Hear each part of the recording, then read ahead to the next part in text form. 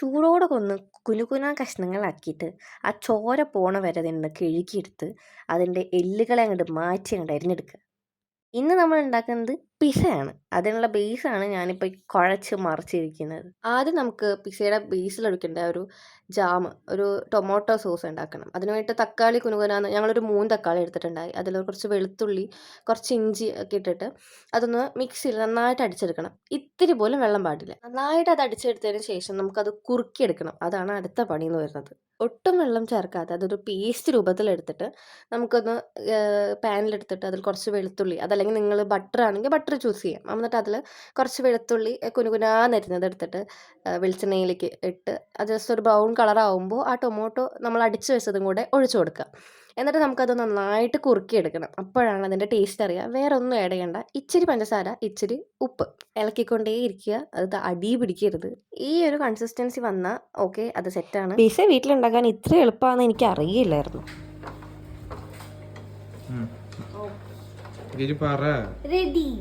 നല്ല ബേസിൽ ഒഴിക്കേണ്ട നമ്മുടെ സോസ് അങ്ങോട്ട് റെഡി ആയിട്ടുണ്ട്. വേറെ ഒന്നും വേണ്ട. ഉപ്പും പഞ്ചസാരയൊക്കെ ഓക്കെ ആണോ നോക്കി ഞാൻ കുറച്ച് ടൊമാറ്റോ സോസ് അതിൽ ആഡ് ചെയ്തു കേട്ടോ. ആ ഒരു തക്കാളിയുടെ ആ ഒരു ഇത് വരാണ്ടിരിക്കാൻ വേണ്ടിയിട്ട് എനിക്ക് എൻ്റെ ഇഷ്ടത്തിന് ഞാനൊരു കുറച്ച് ടൊമാറ്റോ സോസും കൂടി ആഡ് ചെയ്തിട്ടുണ്ടായി. പിന്നെ നമുക്ക് ഒന്നും കൂടി ആ ഒരു പാനിലേക്ക് കഴുകിയിട്ടോ കുറച്ച് വെളിച്ചെണ്ണ ഇട്ടിട്ട് ആ ചിക്കൻ നമുക്കൊന്ന് ചെറുതായിട്ടൊന്ന് വറുത്തെടുക്കണം. അത് ഒരുപാട് വറുക്കുന്നില്ല, കാരണം ഞാൻ ഇന്ന് ഓവനിലാണ് ഉണ്ടാക്കുന്നത്. അതുകൊണ്ട് ഞാൻ ഒരുപാട് വറുക്കുന്നില്ല. ഇനിയിപ്പോൾ നിങ്ങൾ ഉണ്ടാക്കുന്നത് വീട്ടിൽ തന്നെ സ്റ്റൗവിൽ ഡയറക്റ്റ് ഒരു ദോശക്കല്ലിലോ അല്ലെങ്കിൽ കുഞ്ഞ് നല്ല പരന്ന എന്തെങ്കിലും ഒരു ഫ്രൈ പാനിലായിട്ടാണ് ഉണ്ടാക്കുന്നതെങ്കിൽ നന്നായിട്ടൊന്ന് വറുത്തെടുത്തോളൂ. എന്നിട്ട് നന്നായിട്ട് വറുത്തതിന് ശേഷം നമുക്ക് പിസയിലേക്ക് ആഡ് ചെയ്യാം, ആ ബേസിലേക്ക് ആഡ് ചെയ്യാം.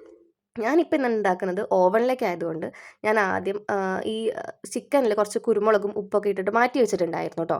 എന്നിട്ട് അത് കുറച്ച് വെളിച്ചെണ്ണയിലേക്ക് നന്നായിട്ട് വറുത്തെടുത്തു. ആ വെള്ളം പോയതിന് ശേഷം അതിലേക്ക് കുറച്ച് ഉപ്പും മുളകും ഈ കുറച്ച് മഞ്ഞൾപ്പൊടിയൊക്കെ ഉണ്ട് ആഡ് ചെയ്തു. അതിന് ശേഷം നമുക്ക് ആ ഒരു സമയത്ത് സവാള കുനുകുനാന്ന് അരിഞ്ഞതും പിന്നെ നമ്മുടെ ക്യാപ്സിക്കം ഒരു സ്ക്വയർ കട്ട് പോലെ ചെറുതായിട്ട് അരിഞ്ഞതൊക്കെ എടുത്തിട്ട് നമുക്ക് ബേസിലേക്ക് വേണ്ടത് കുഞ്ഞു പാത്രത്തിലേക്ക് ആക്കി മാറ്റി വയ്ക്കുക.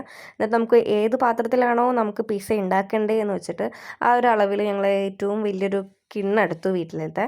എന്നിട്ട് അതിലേക്ക് ബേസ് സെറ്റ് ചെയ്തതിന് ശേഷം ഒരു ഫോർക്ക് വെച്ച് കുത്തി കൊടുത്തു. സോസും പിന്നെ അതിൻ്റെ മേലെ നമ്മൾ എന്തൊക്കെ വെജിറ്റബിൾസ് ആഡ് ചെയ്യുന്നുണ്ടോ ആ ബേസിൽ അതൊക്കെ ഇട്ടു. ചിക്കനും ഇട്ടു. പിന്നെ മൊസറല്ല ചീസും കൂടി ഇട്ടിട്ട് ഒരു 20 മിനിറ്റ്സ് ഓവനിൽ വെച്ചാൽ മതി. സംഭവം സെറ്റാണ്. ഞാനൊരു 10 മിനിറ്റ് വെച്ചിട്ട് അതിലേക്ക് പിന്നെയും ആഡ് ചെയ്തു ചീസ്. എനിക്ക് ചീസ് ഒരുപാട് ഇഷ്ടമാണ്. അതുകൊണ്ട് ഞാൻ അയ്യോ അത് പോരാന്ന് തോന്നി ഒന്നും കൂടി ഇട്ട് ആഡ് ചെയ്തു. അപ്പോൾ അടിപൊളിയാണ്.